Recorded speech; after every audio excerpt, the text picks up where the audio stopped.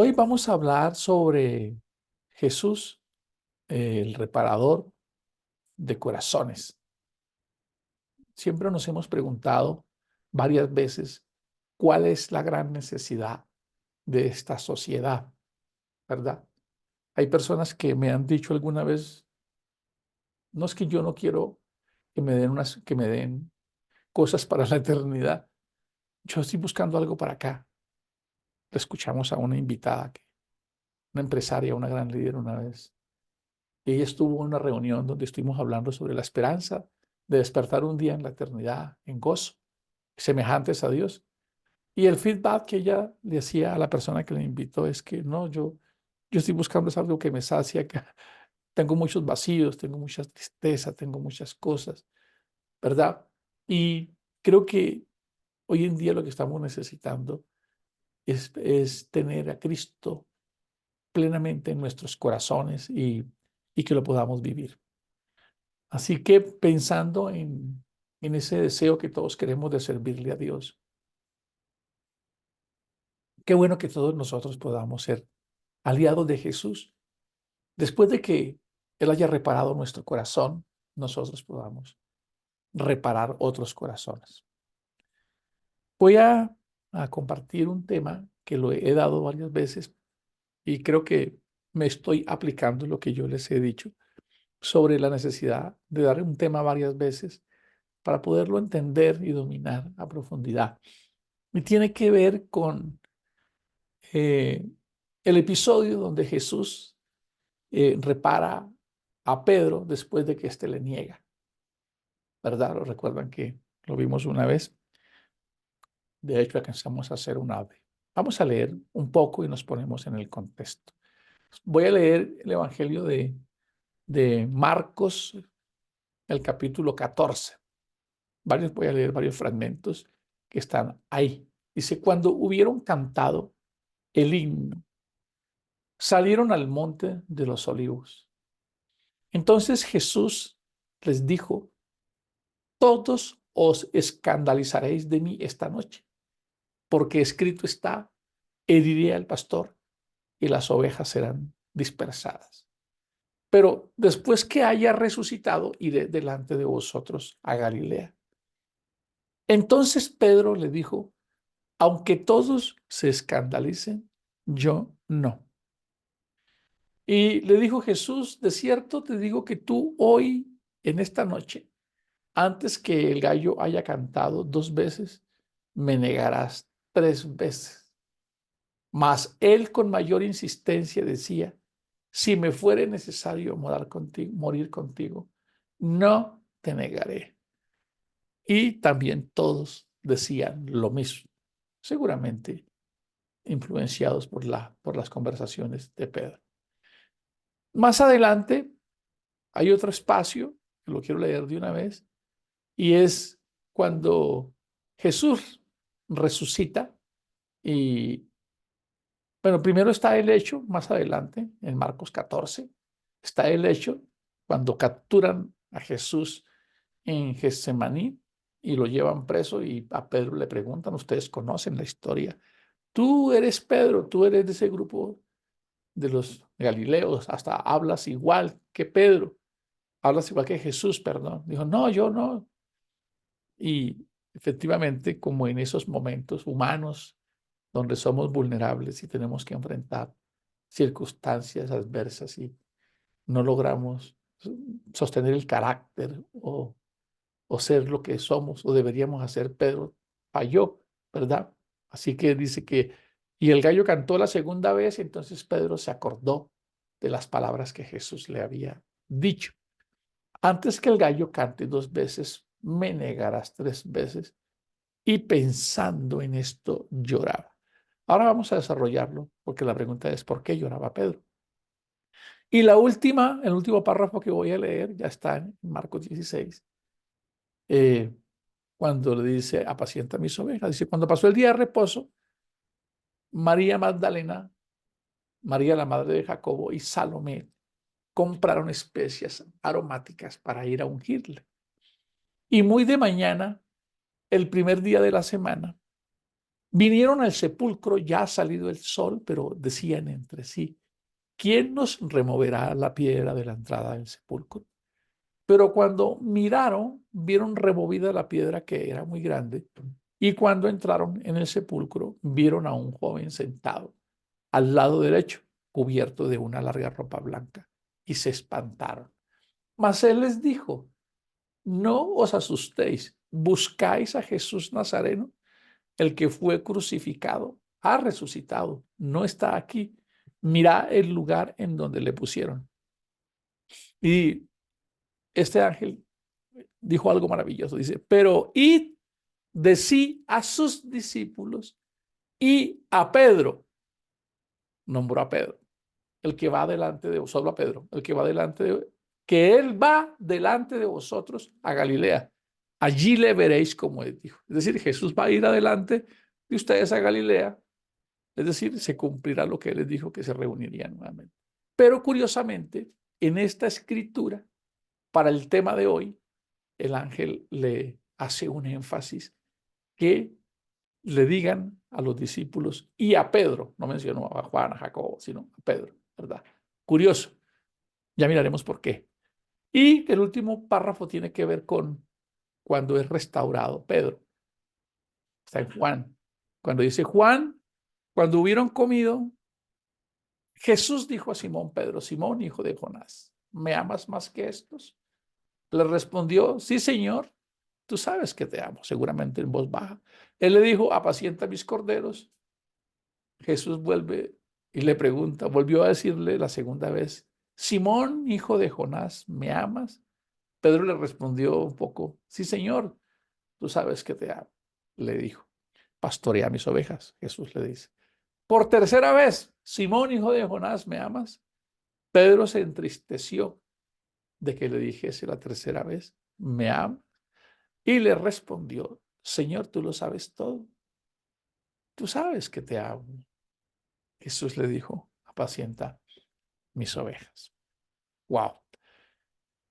Esta historia siempre me ha encantado porque el modelo que el Señor Jesús tiene es el modelo que cualquier institución de psicología quisiera manejar para ayudar a las personas a repararles en sus procesos de miedos, de fracasos, traumas complejos, prejuicios. Y me parece maravilloso la forma, la pedagogía del amor de Jesús, que es la que nosotros debemos aplicar para nuestra vida y para llevar un mensaje reparador de vidas y de corazones también a todos los que lo necesitan. De verdad que es fascinante. Vamos a desglosar un poco estos temas para que podamos sacar el contenido que hay acá. Lo primero, vamos a retomar cada lectura, ¿verdad? La primera dice, cuando hubieron cantado el himno, salieron al monte de los olivos. Entonces Jesús les dijo, todos os escandalizaréis de mí esta noche porque está escrito, heriré al pastor y las ovejas serán dispersadas. Pero después de que haya resultado, iré delante de vosotros a Galilea. Ese es el primer punto que vamos a tratar, para que lo comparemos cómo reaccionaríamos nosotros si estuviéramos en una misión o en una encomienda o en una actividad donde estuviéramos juntos y alguien del equipo que estuviese al frente dirigiendo tuviese que inspirar al equipo para que no abandonaran la tarea. ¿Cómo reaccionaría esa persona si supiera que su equipo de trabajo va a escapar y va a huir, ¿verdad? No sabemos realmente si seríamos capaces de reaccionar como Jesús. Entonces Jesús les dice, ustedes todos se van a escandalizar de mí esta noche. Lo maravilloso es que Jesús no opta una posición de reclamo. Más bien, lo que está haciendo es preparándolos para enfrentar ese desenlace. ¿Cómo lo pudiésemos explicar un poco más? en el día a día de la vida, como cuando en el hogar, en la economía, en la relación de pareja. Se puede decir, sé que la situación se puede poner difícil, pero juntos podemos salir adelante. O una comunicación con un hijo. Sé que enfrentas grandes desafíos, pero aquí voy a estar y siempre puedo contar conmigo o con nosotros. Y no entrar a decir, pero si es que los problemas, ¿tú por qué tienes problemas? ¿Por qué los vas a tener tú si nosotros somos los que estamos enfrentando?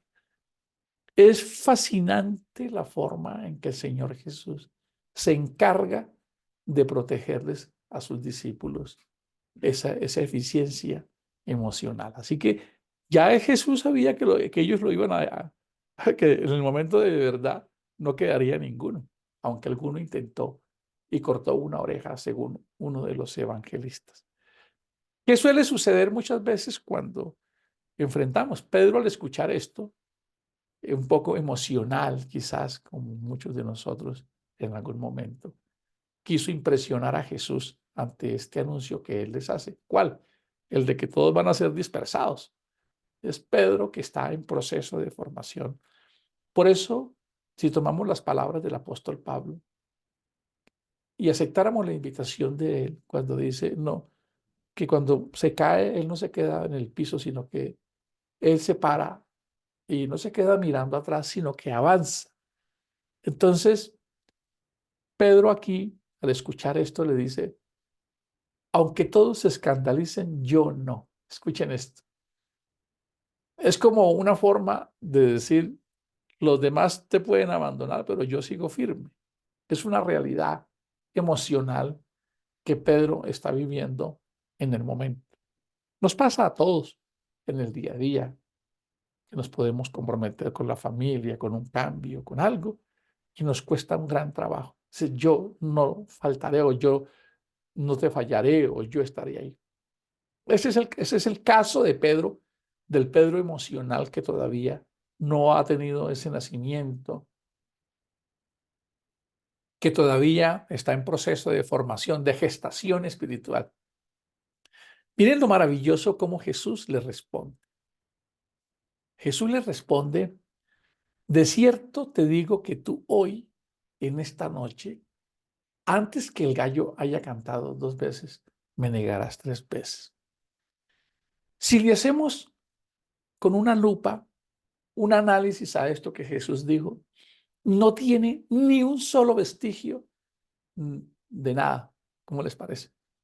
No tiene ningún reclamo, no tiene ninguna crítica, ¿verdad? No tiene nada. Me parece fascinante lo que Jesús hace acá. Lo está preparando, ¿verdad?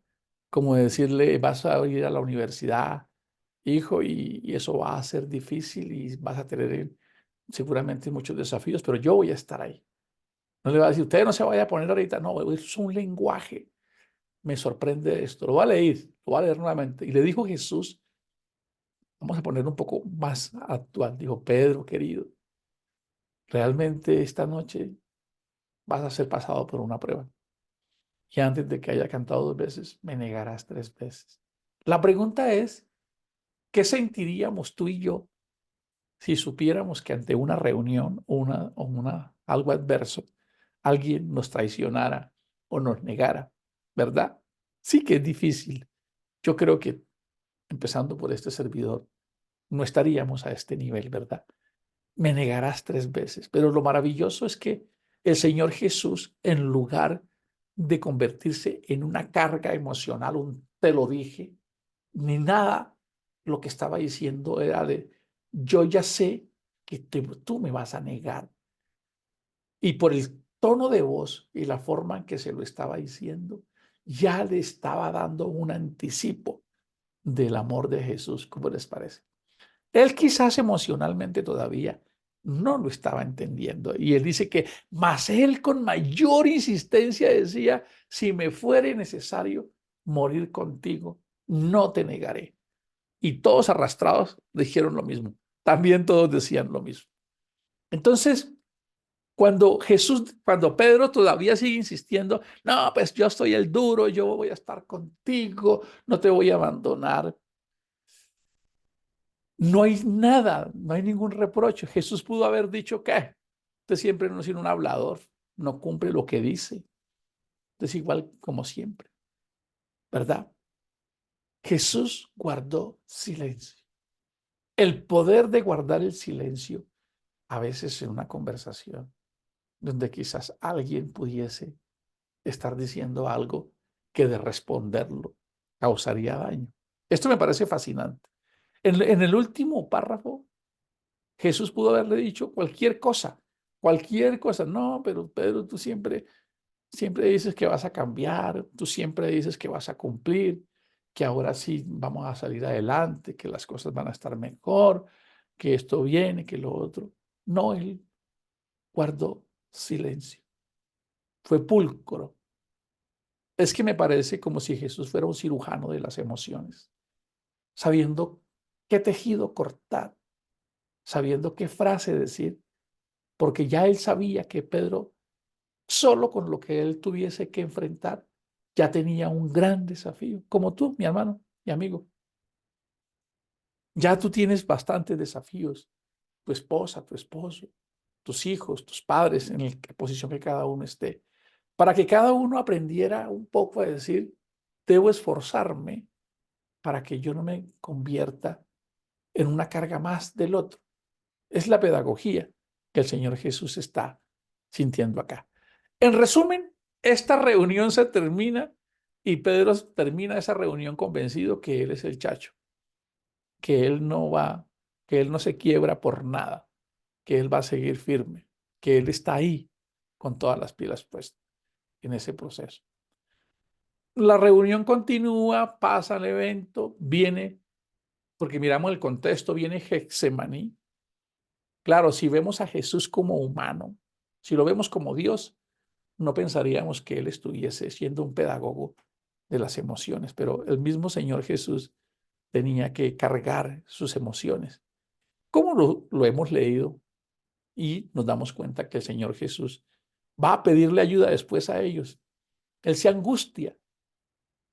El Señor conoce tus angustias y las mías por cosas triviales pero fundamentales, como este mes que irá a pasar con la renta, con la comida, con los gastos, con esa relación desgastada, esa angustia, porque pues nosotros ahora no tenemos ni la persecución de un imperio ni nada, hay una libertad de culto, pero siguen todavía muchas conversaciones, ¿sí?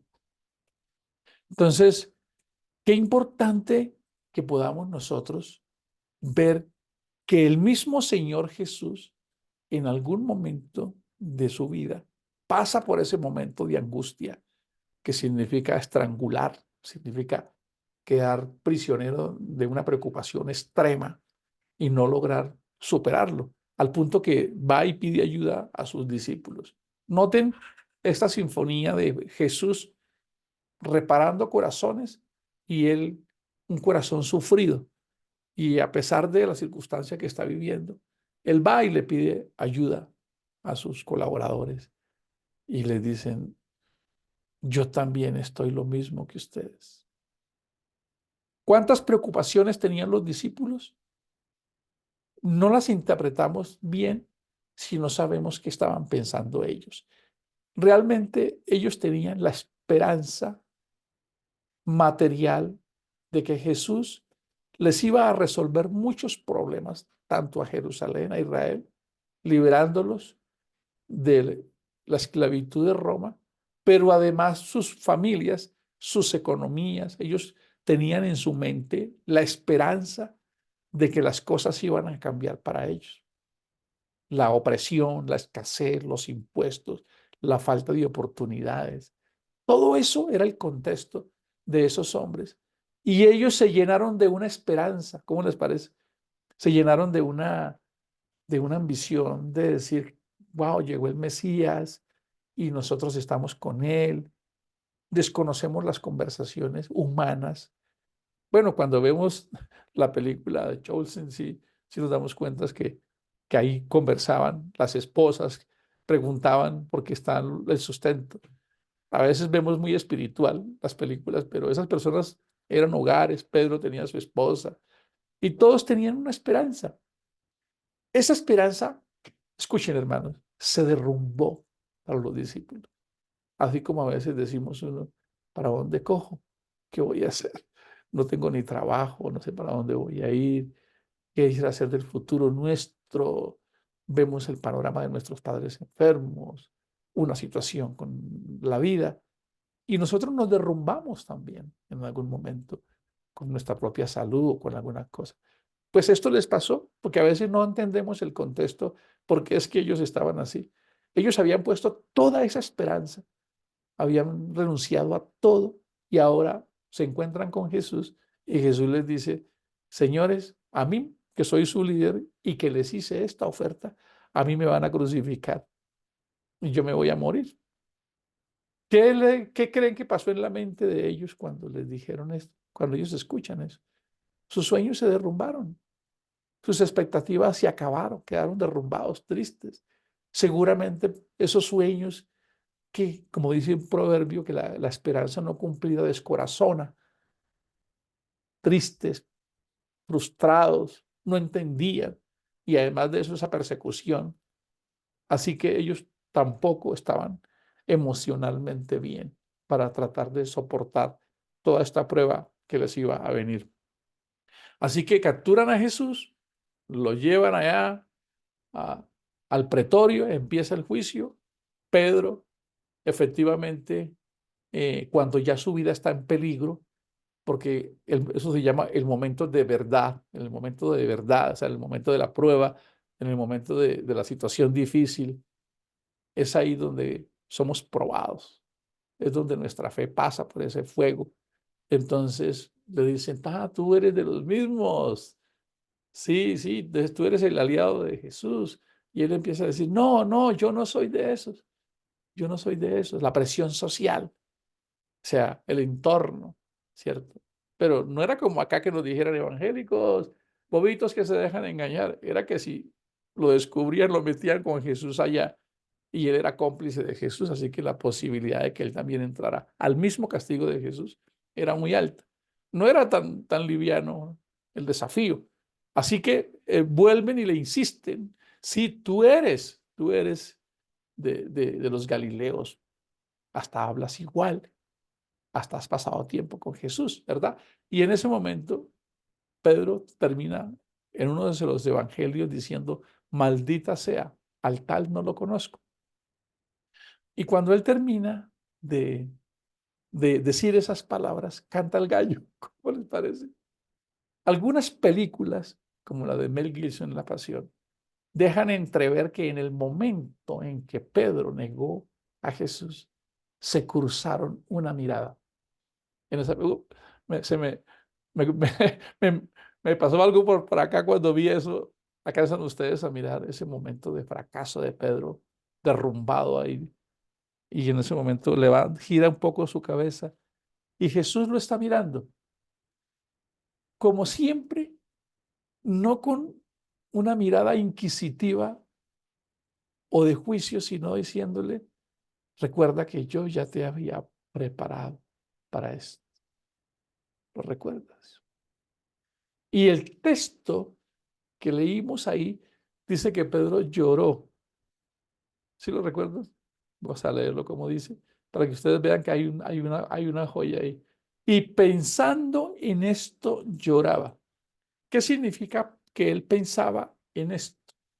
Que él tuvo la oportunidad de expandir y recordar todo cómo Jesús le fue tejiendo poco a poco ese respaldo emocional. ¿Cómo les parece? Desde que le dijo, Pedro se acordó y le dijo, van a herir al pastor y las ovejas van a ser dispersadas. Y le dije, wow, Jesús nos dijo eso. Y él lo sabía que sí iba a ser así. Sin embargo, cuando nos lo dijo, ninguna de sus expresiones tenía una cara. Es más, cuando me dijo que yo lo iba a negar, yo creía que no, pero él sí sabía que yo lo iba a negar. Y a pesar de eso, lo que estaba haciendo era dándome una solvencia emocional y no tuvo ni siquiera un cambio de actitud conmigo. No fue como nosotros que a veces cambiamos la actitud por algo. Jesús seguía igual. Pedro se quedó pensando en todo ese derroche de amor, de esa artesanía de la vida de comunicación de Jesús. Y ese que dice que se quedó pensando, y pensando él en esto, lloraba. Y él decía, no estuve a la altura de mi maestro. Siempre conoció mis vulnerabilidades. Y ese mensaje es para nosotros hoy. Él conoce tus vulnerabilidades como las mías. Los momentos de tristeza en las noches que a veces no le contamos a nuestra pareja. Los momentos difíciles o a veces cuando nos mostramos fuertes, que tenemos el control y no le decimos a nadie que por dentro nos estamos derrumbando. Él sigue también como con Pedro, restaurándonos, amigos y hermanos. Y este es el mensaje en el que nosotros debemos entrenarnos, en aprender nosotros a ver esa fragilidad y que no vamos a poder tener el control de todas las cosas, pero tener la certeza que incluso aunque lo hayamos defraudado por cualquier cosa, actitud, conversación, falta de fe, no sé, todo aquello a lo que nosotros estamos propensos en el día a día, empezando por este servidor y por ustedes. Me parece fascinante porque Pedro no estaba llorando de culpa. Pedro estaba llorando de una reflexión profunda de la grandeza del amor de Cristo y entendiendo que jamás hubiese podido encontrar a un maestro como ese que él había tenido. Y cuando le lanza esa mirada en Getsemaní, alcanza a entender que le estaba mandando un bálsamo de esperanza y le dije, no te derrumbes, Pedro.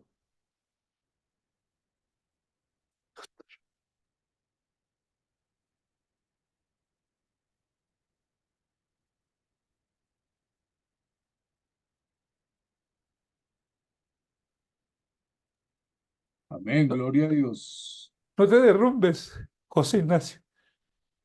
Astrid, Chepita, dice, Aleluya. Javier, no te derrumbes. Dani, Janet, William, Manuel, Marquito y Connie, María Eugenia. No te derrumbes. Yo sigo aquí. Yo sigo aquí a pesar de que, como Pedro, quizás tampoco hemos estado a la altura. Yasmín, Nando, Sandrita, Nico. Se me escapa alguien. Juan, Grace, Gio.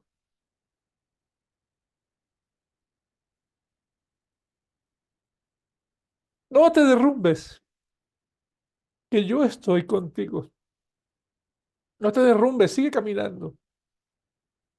Yo no me fijo en tus debilidades porque esa es la razón por la cual yo mismo experimenté la humanidad para entender qué se siente estar en un momento de angustia, de desespero, en un momento donde pareciese ser que el cristianismo se olvidó de esas angustias que se viven en los núcleos familiares, de impotencia cuando no logramos resolver las cosas más básicas que una familia puede llegar a necesitar, o las mejores relaciones que puede tener una familia. Cuando vemos a veces a nuestros hijos, que quisiéramos verlos de otra manera quizás, o a nuestros padres, o a los que todavía no se han convertido a este camino de fe, y nos encontramos con esos retos tan grandes. Pedro tiene que enfrentar 3 noches. No sé si dormiría esas 3 noches. Y como dice Augusto Cury en uno de sus libros, a Pedro le quedó un trauma. Yo no sé si el Señor Jesús logró repararle ese trauma, porque es para donde vamos ahora al final. Pero la mente, cuando pasa por episodios emocionales de alto nivel, jamás logra olvidar ese tipo de experiencias. Pero esa primera noche que Pedro duerme, a la siguiente, que no sé si dormiría, escuchó el gallo cantar otra vez, como a veces nosotros nos encontramos con otro día más donde sigo igual. La segunda noche que Pedro tiene que vivir solo. Pongámonos en el contexto de Pedro, que casi nunca lo ahondamos. Ponte en los pies de Pedro, Gio, y ustedes. ¿Qué pensamientos le sobrevendrían? ¿Qué sentimientos lo poseerían? ¿Qué creen ustedes? ¿Cómo fui a fallar? ¿Cómo fui capaz? Yo no me quiero imaginar, no quisiera estar en los pies de Pedro. Seguramente se daba golpes contra las paredes. Además, porque su ego también le gritaba, ¿viste todas esas veces que fuiste tan protagonista y que tú decías en público que no lo ibas a negar? ¿Te acuerdas? Porque esa otra voz estaba ahí depredándolo. No quisiera estar en los zapatos de Pedro, con el conocimiento que Pedro tenía, y pensando y reflexionando en ese Jesús amoroso que siempre lo fue llevando poco a poco. Escuchen esto que me parece tan fascinante. Esto debería ser el mejor modelo de las escuelas de psicología para ayudar a las personas. Pero para que nosotros los padres aplicáramos estas mismas técnicas de Jesús. Noten que en el Evangelio de Juan, cuando aquellas mujeres van a la tumba de Jesús y se encuentran con este mensajero, solo está en ese Evangelio porque lo estuve buscando en los otros. Pero quiero ceñirme al texto para rescatar una enseñanza poderosa. El ángel les dice, vayan, busquen a los discípulos, ¿cierto? Y díganles que este Jesús, el resucitado, ya él va llegando a Galilea y los está esperando allá. Pero curiosamente el ángel dice, y a Pedro, escuchen, ¿y a quién? Solo a él y a Pedro. Si ustedes leen el verso siguiente, dice que las mujeres casi no le cuentan esto a nadie, pero seguramente alguna lo tuvo que haber contado en su momento. Y ahora quiero que recreemos una escena donde están tratando de encontrarse los discípulos y está Pedro. Imaginémonos a un ahorcado que ya está por allá con su consecuencia. Los 10 están aquí y por aquí está Pedro. Los 10 están conversando acá. Vamos a recrear un poco la historia. Los 10 están aquí conversando y Pedro está por aquí en un extremo. No faltaría el que diría, miren, ven, ¿viste el Pedro cómo fue el primero que...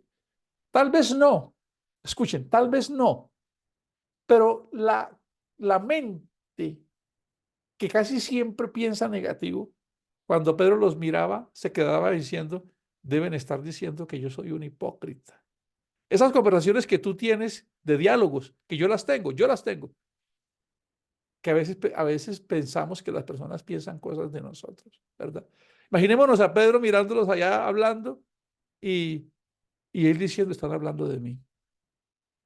Sí, que yo todo, siempre fue todo, una palabra que usamos en América Latina, todo tramador, todo protagonista. Mírenlo, en dónde, y además como habían celos y envidias, ¿lo recuerdan? ¿Quién iba a ser el primero? Y como Pedro estaba como postulado, hasta muchos dirían, si esto llegara a funcionar, Pedro ya perdió la oportunidad. Pedro estaba arrugado totalmente. Todos estaban en un desafío. Pedro, el que tenía toda esa carga, el protagonista de ese espectáculo, de ese cuadro, es Pedro. Ahora imaginémonos nuevamente, déjenme ponerles en su mente esta imagen. Entran corriendo un par de mujeres y dicen, Jesús resucitó. Escuchen esto. Jesús resucitó y dice que que arranquen para Galilea, que él les había dicho a ustedes que se veían en Galilea.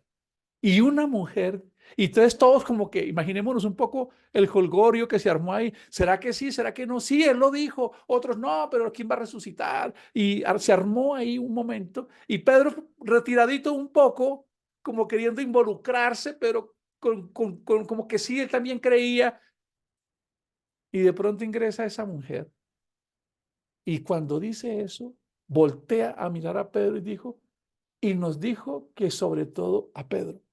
¡Wow! Cuando yo estudiaba esto hace un tiempo, me parecía increíble entender que ese mensaje tenía un objetivo y era sanar ese corazón, era restaurarle todos esos miedos, todo eso que tú y yo también, porque ese mensaje es para nosotros. El mensaje de esta mañana es que llegó diciendo, pero sobre todo a Pedro, sobre todo a Janet, porque como aquí no nos conocemos, seguramente en sus vidas cotidianas cada uno de nosotros se siente a veces el fracasado, el que no va a poder, el miserable, el que no entiende, lo que sea. Y llega, imaginémonos a Pedro con ganas de mezclarse en ese momento de furor, de alegría de los 10, y él por aquí, pero él con miedo como de que me acerco o no, y los otros también mirándolo, y entra esta mujer y le dice, pero ese ángel nos dijo que Jesús envió un mensaje exclusivo a Pedro. ¡Wow! ¿Por qué a Pedro? ¿Por qué creen ustedes que a Pedro?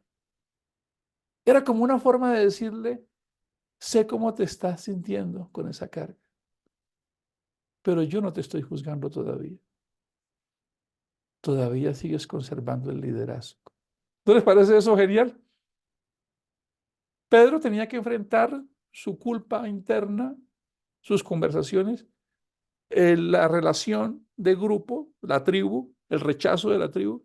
Pero cuando él escucha que esta mujer dice, pero el ángel dijo sobre todo a Pedro, para él eso se convierte en un nuevo nacimiento emocional, un aliciente para que pueda estar firme. Pedro también se pudo haber suicidado, les quiero contar. Pedro era un candidato al suicidio porque su ego quedó estrangulado. Cuando alguien es tan protagonista como él, tan pantallero, y después eso se le vuelve un caos, la persona pierde todo su paradigma, que es su sistema de creencias, y Pedro sí que era un candidato al suicidio también, con esas conversaciones que tenía. Quizás, eso es una especulación, posiblemente eso lo sabía el Señor Jesús y le mandaba sus anticipos, porque por ahí hay un verso que dice que, que Pedro, que mismo Jesús oró para que la fe de Pedro, ¿qué? ¿Sí lo recuerdan? No faltare. Quiero concluir este mensaje con un derroche del amor de Cristo cuando Jesús se aparece nuevamente con ellos. Cuando Jesús se aparece nuevamente con ellos y está con los 12, dice la siguiente, cuando, cuando hubieron comido, Jesús dijo a Simón Pedro, escuchen esta narrativa, es decir, Jesús resucita, van los 12, perdón, los 11, porque el otro lo van a elegir más adelantito, en Hechos de los Apóstoles, en el capítulo 1, están los 11 ahí, ya hay un poco ya están con Jesús, ¿cierto? Y Pedro todavía está un poquito. Recuerden que si Jesús resucita, la esperanza del reino vuelve. Y la esperanza del reino es que en la mente de ellos iba a haber una jerarquía, ¿de acuerdo? Una jerarquía. Así que cuando llega Jesús y resucita, ellos vuelven a recobrar la esperanza y vuelve la competencia. Y Pedro ya estaba, seguramente conversaban, Jacobo, Juan, todos dijeron, Pedro ya no va a ser el presidente de esto porque fracasó. Escuchen las conversaciones. Tremendo, ¿verdad? Eso lo sabía Jesús, más que nadie. Así que cuando están los 12 con Jesús, sentados, Jesús tiene una misión especial y es reparar el corazón de Pedro, reparar los pensamientos de Pedro, reparar la autoconfianza, la autoestima de Pedro. Así que en medio de la conversación, ya Pedro no es el mismo, como nos pasa a nosotros ahora. Yo pienso en ustedes, les quiero contar y a veces me pregunto, Dios, ¿cómo pudiese yo mi responsabilidad no ser una carga para usted. Yo lo pienso. Yo pienso en muchas cosas. Digo, Dios, ¿cuál es el propósito tuyo con cada?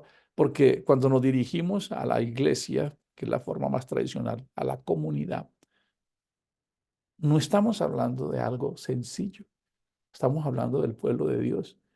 Así que siempre viene una conversación cuando vamos a organizar un tema. ¿Cuál es realmente el propósito de dar un tema? ¿Para qué? ¿Para qué generar un proceso de responsabilidad? ¿Para enseñar o compartir lo que yo pienso? Ese es un dilema que debemos enfrentar algunas personas, que por las razones que sea, debemos estar al frente de un grupo o de una visión. Y es una responsabilidad muy grande. Entonces, esa responsabilidad que iban a enfrentar esos hombres que Jesús había preparado, el Señor Jesús lo tenía muy claro. Así que lo primero que le pregunta en esa conversación, lo que le pregunta es, escuchen esto, cuando todos están conversando ahí y que nadie está poniéndole cuidado a Pedro, todos están aquí, Pedro por allá calladito, ya él no era el protagonista, ya él ya era más cauto, como nos pasa a nosotros quizás ya cuando tenemos más de 50 añitos y ya empezamos como a decir, bájale, entiende este mensaje, ¿cuál es el propósito real? Pedro estaba ya en esa posición. Nadie lo estaba mirando. Y Jesús hace un ademán, voltea la mirada, captura la atención de los 10 y le lanza a Pedro una pregunta. Jesús dijo a Simón, Simón, hijo de Jonás, ¿me amas más que estos? Escuchen la pregunta. Yo creo que a los otros 10 se les cayó la mandíbula. Pero Jesús, si ese fue el que te traicionó. Pero Astrid, si esa mujer te pagó mal a ti. Gladys, menciona tu nombre. No merecen que sigas ni siquiera siendo amigo de ellos. Jesús, mire lo que acaba de pasar. A todos se les cayó la mandíbula, de verdad. ¡Uah! Pero además le coloca ese énfasis. Tú me amas más que estos. Porque eso tenía un objetivo. Eso tenía un objetivo. Jesús es un experto en objetivos. Ahora Pedro tiene que responder en público. Recuerdan que Pedro antes era un embalador. ¿Qué significa un embalador? Que él decía, Señor, yo muero por ti hasta la muerte. ¿Lo recuerdan que lo leímos? Y los demás decían lo mismo. ¿Quién no se va a sentir comprometido cuando nos ponen en público? ¿Y quién va a hacer esto? Yo me entrego con todo. Y voltea uno a mirar y entonces por allá el otro dice, yo también. Pedro, que era ese embalador, ese comprometedor, ahora ya no quiere ni responder. Todas las miradas están puestas en él. Y cargando todas esas conversaciones internas, yo creo que él balbucea suavemente, eh, sí, sí, tú sabes que te amo. Pasito, ya no es el protagonista. Pero como el Señor Jesús necesita restaurarlo, le vuelve a hacer la pregunta por segunda vez. Le vuelve a hacer la pregunta por segunda vez. Volvió a decirle la segunda vez, Simón, hijo de Jonás, ¿me amas?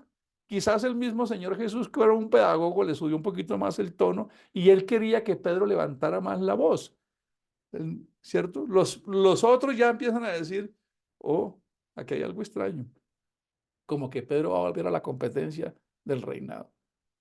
Entonces Pedro por segunda vez, quizás emulando el tono de voz y la emoción que Jesús le pone, lo dice más fuerte, sí, tú sabes que yo te amo. Pero Jesús sabe que él necesita. ¿Qué necesitaba el Señor Jesús en eso? Que esto es muy importante en las relaciones de pareja, padres, hijos. Primero, el primer objetivo era la restauración de la credibilidad en sí mismo, que es algo que hoy no se tiene a veces ni en los hijos, ni en las esposas, ni en los esposos. Se ha deteriorado la credibilidad porque los resultados no se han dado, porque tuvimos todos episodios que marcaron la vida de alguien. Así que el primer objetivo que Jesús tiene con Pedro es la restauración. de su autoconfianza, de su autoestima. Esto me parece extraordinario. Dos, lo segundo que tenía que hacer Jesús era restaurar en público su liderazgo. Era la segunda, ¿cómo les parece? Primero te restauro allá el corazoncito. Y dos, tengo que restaurarle la credibilidad que perdió, porque estos se están burlando de él, pero yo quiero decirles que tú, Pedro, como líder, eres un humano que también falla. Pero ese era el objetivo, restaurarle el liderazgo públicamente, ¿verdad? ¿Qué sucede acá? Algo maravilloso, algo maravilloso. Y es que se lo pregunta por tercera vez, porque déjenme decirle cuál era el objetivo final de esto, de Jesús. Así que se lo pregunta por tercera vez. Jesús quiere que Pedro se libere, que, que deje de aparentar, que se rinda, que se reconozca como lo hizo Jacob cuando dijo, soy un pecador, es decir, soy esto. Pedro aún conservaba mucho ego, muchas cosas no se quería abrir, sentía pena y Jesús sabe que si no morimos a ese ego, si no renunciamos a eso, no vamos a ser libres. Y Pedro todavía se protegía mucho. Así que le pregunta por tercera vez, hijo de Jonás, ¿me amas? Y aquí viene una expresión maravillosa, que Pedro se entristeció. La tristeza es sinónimo de necesidad y amparo, de decir, sí, necesito que me abraces. Es el lenguaje de la tristeza. Pedro se entristece y abre su corazón. ¿Cómo les parece? Y Pedro aquí ya entiende que Jesús quiere que él confiese públicamente, sí, tú lo sabes. Y entonces Pedro renuncia a su ego, al formalismo. Nunca había vuelto a hablar con fuerza en público y ahora, rendido a los pies de Cristo, dice implícitamente, sí, Señor, yo te dije muchas veces que te amaba, pero no lo hice a conciencia. No tenía el nivel de conciencia ni profundidad que tengo ahora. Pero tú que puedes leer mi corazón y que conoces mi vida interiormente, tú sabes que yo te... ¿Qué tal si tú se lo dices hoy? Tú sabes, Jesús, que a pesar de mí mismo, yo te amo. Yo te amo. Ya no había nada ya no había necesidad de impresionar a nadie. Ya no había nada que perder. Ya no había un lugar tan bajo donde estar. Así que le dice, tú lo sabes todo, Jesús. ¿Qué tal si esta mañana todos renunciamos a ese ego, a esa forma y decimos, Señor, tú lo sabes todo. Tú sabes todo de mí. Tú sabes que yo te amo. Y entonces Jesús dice algo maravilloso. Sé que me amas, Pedro. No lo dice así tácitamente. No lo dice, pero tácitamente está impreso por la declaración que le hace. Pedro, apacienta mis ovejas. Apacienta este grupo. Y el mensaje es sencillo. Apacienta a tu familia. Sí, yo sé que tú eres también frágil, que tú me amas, así que sigue apacentando a tu familia. Sigue apacentando a tu hijo, a tu esposa, a tu esposo, a tus padres, a tus amigos. Apacienta tu vida y tus sueños, porque yo soy el reparador de vidas y de corazones. Señor, te damos gracias hoy, en esta mañana, por la vida, pero más que por la vida en ti, por saber que eres un Dios personal, cercano, que conoces nuestra vida y la capacidad del desacierto y errar constantemente en nosotros. Pero a pesar de eso, tú no nos pagas conforme a nuestras obras, ni reacciones conforme a nuestras acciones.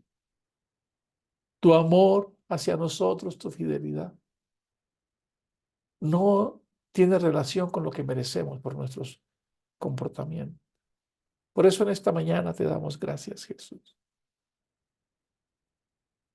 Te damos gracias porque hasta aquí nos has ayudado, porque conoces mis debilidades. Y sí quiero apacentar mi vida en ti, Jesús.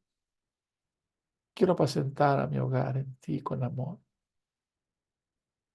Quiero apacentar con amor a mis amigos. ¿Cómo estás orando tú en esta mañana? ¿Qué mensajes para mí? Pero como es una espada de dos filos, ¿qué parte te está tocando a ti? ¿Cómo estás orando en esta mañana? ¿Cómo estás recibiendo este mensaje? ¿Qué tal si hoy bajamos, inclinamos nuestro rostro y nos rendimos? Le decimos, estoy cansado de la soberbia, de los miedos, de la incertidumbre. Quiero rendirme a ti hoy, Jesús.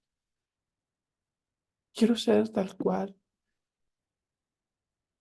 Quiero vivir en un espíritu contigo, en una unidad contigo. Y que mi vida se vea reflejada cada día en este mensaje tan ambicioso que tú has puesto en esta comunidad.